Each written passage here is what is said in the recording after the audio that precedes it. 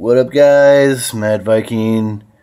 Should have had this out days ago. I knew about it. I remembered. I don't know why I've been lacking or slacking on getting this out, but better late than never. I'm sure I'm going to get crap views for this. Because what is it now? Thursday? Yeah. Alright, but anyway, we got Backlash this Sunday. Don't know. Not really stoked for it. Looking forward to maybe 2 matches. But it is what it is. It's another pay-per-view. I can't see any kickoff shows so far yet, matches, but I don't think anybody really cares for those anyway. So I apologize if I don't have them, but we'll just start off with this one. Of course, it's Sami Zayn versus Baron Corbin. Sami Zayn is out to tame the Baron. Well,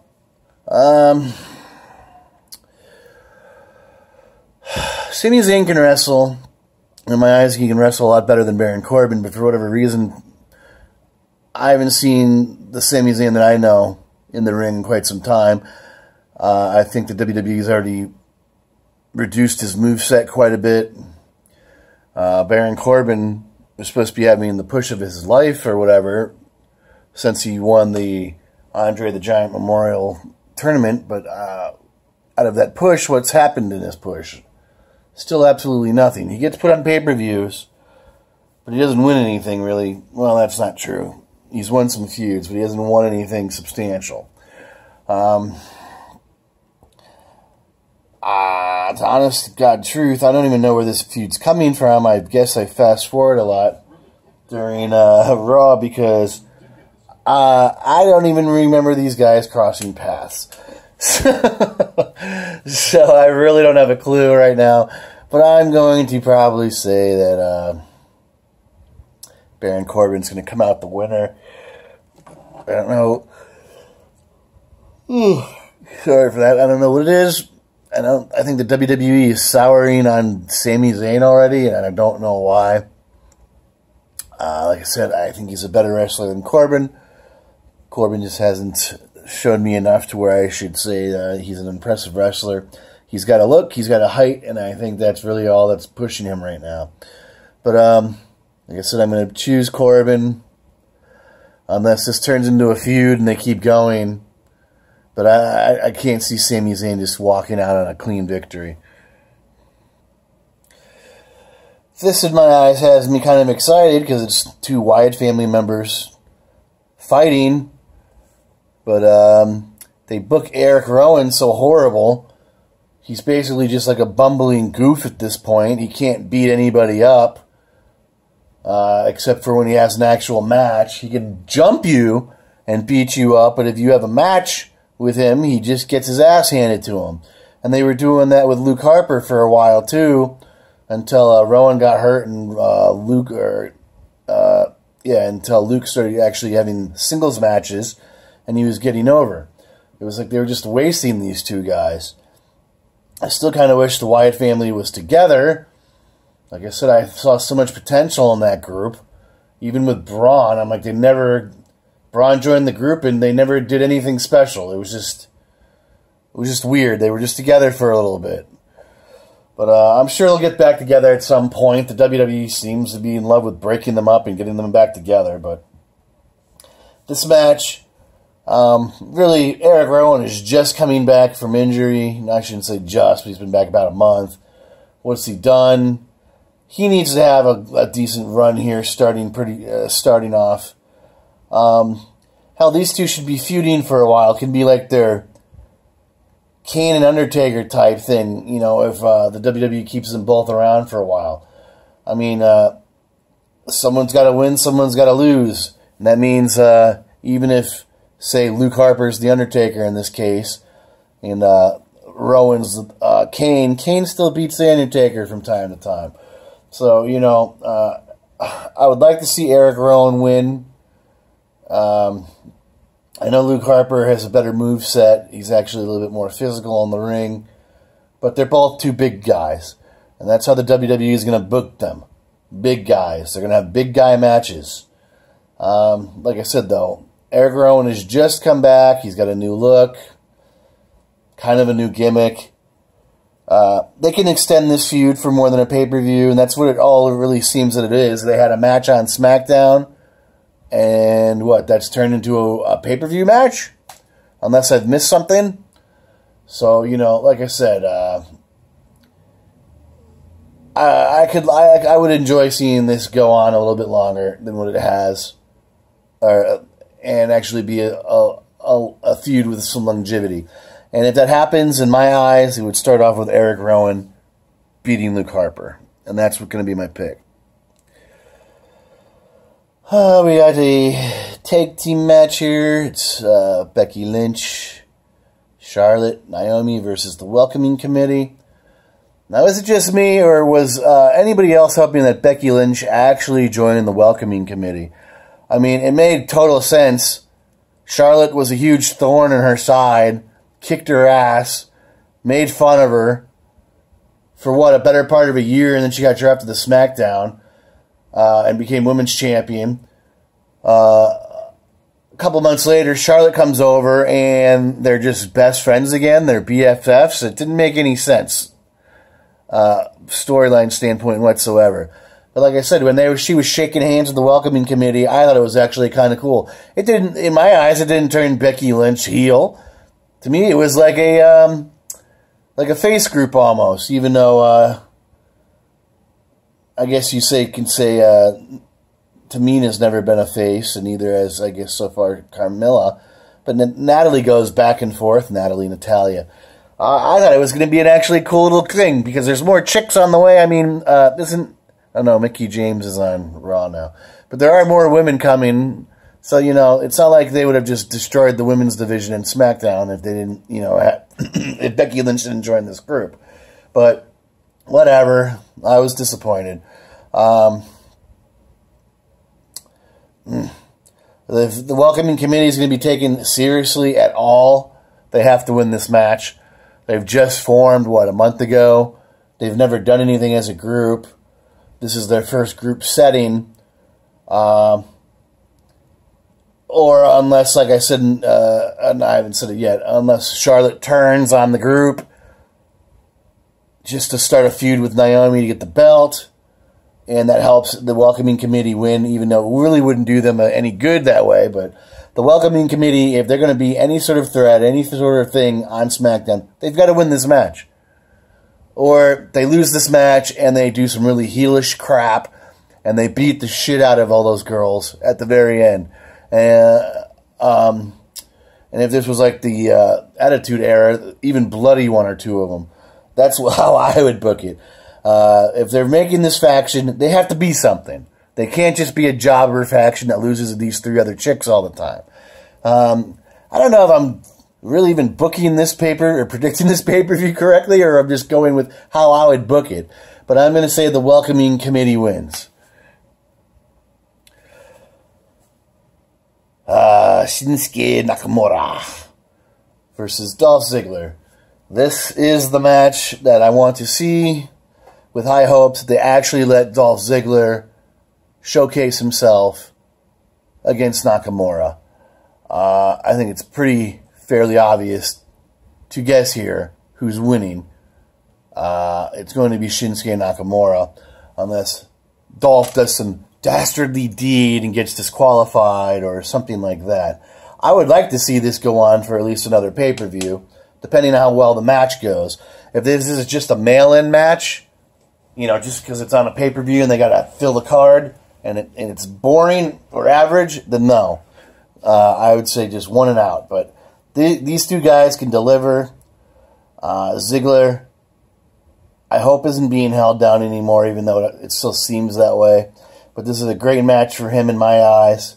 Both these guys can go, like I said. This should be a 4-star match. Are we going to get a 4-star match? I don't know. I don't think they're going to risk Nakamura getting hurt so early, so how flashy of a match can it be? Who knows? Because there's really no point of going balls out. There's no title or anything on the line, but this is supposed to be Nakamura's debut match on pay-per-view, at least for SmackDown. So it's got to be something special. There needs to be some sort of performance out of this. And yes, I'm picking Nakamura to win. Oh, gosh. The Uggos versus the Fashion Police. The Fashion Police have actually become slightly entertaining recently with their vignettes. And calling the Usos the Uggos gets me laughing every time. I think it's hilarious. It's finally, they're doing something.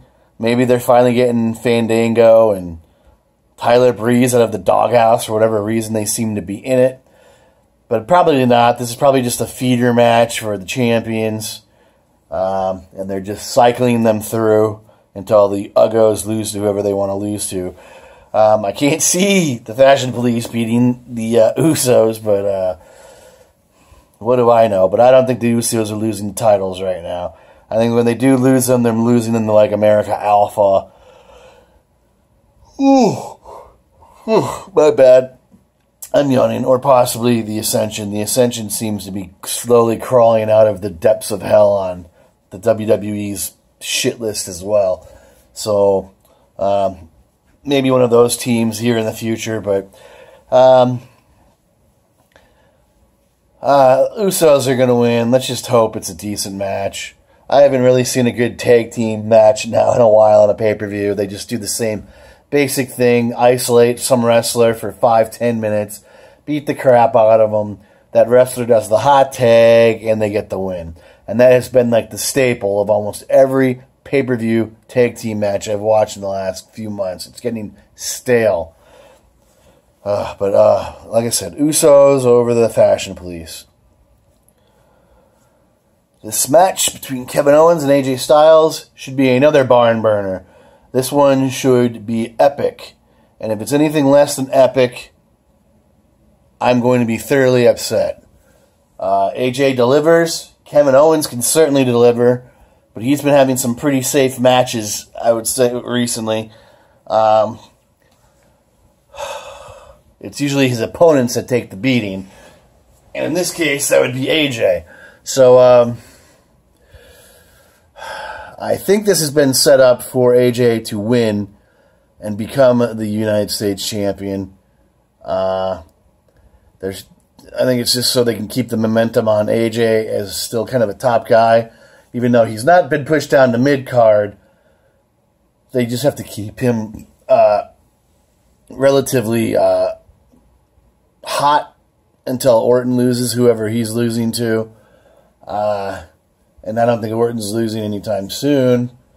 But this is just a preliminary type thing to keep both men essentially, you know, on top in the semi-main event. Like I said, I predict good things in this match. I'm going to say AJ wins.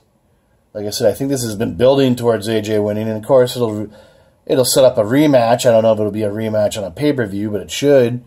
These guys can go for a month or two easily.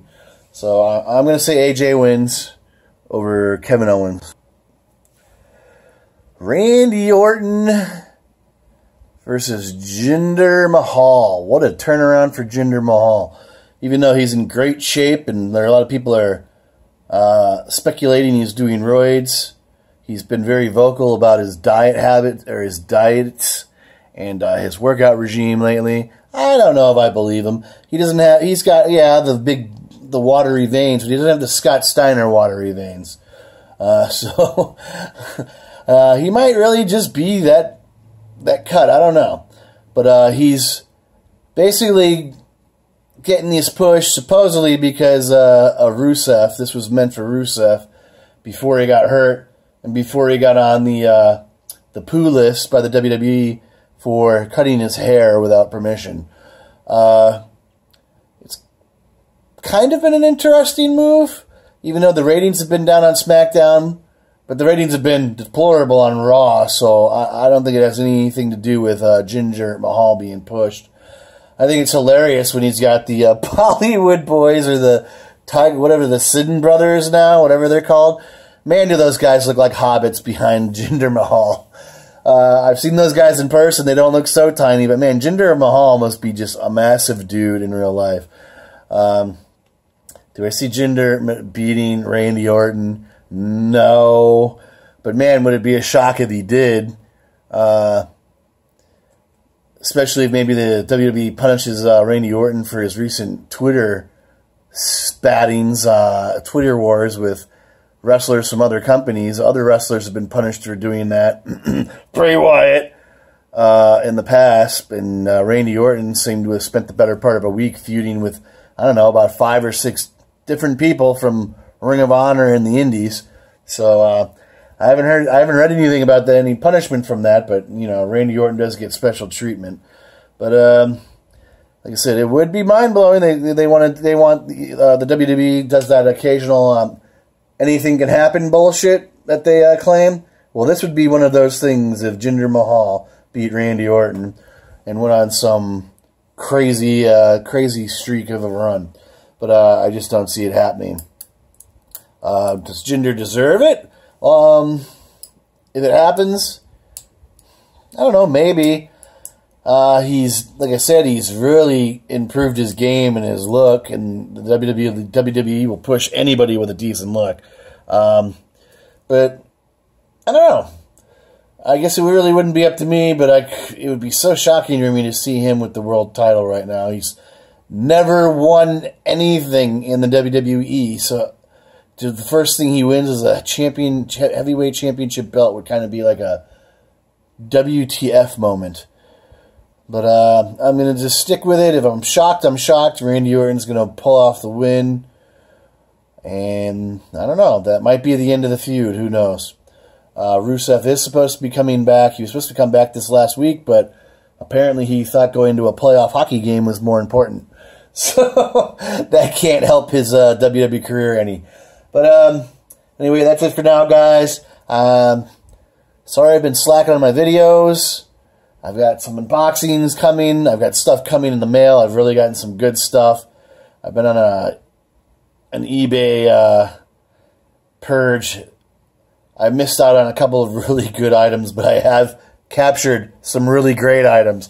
So look forward to those videos coming here in the next few days. That's it for now. Mad Viking out. Look for my live reactions video to the pay-per-view on Sunday. Hit like, share, leave a comment, tell me what you think.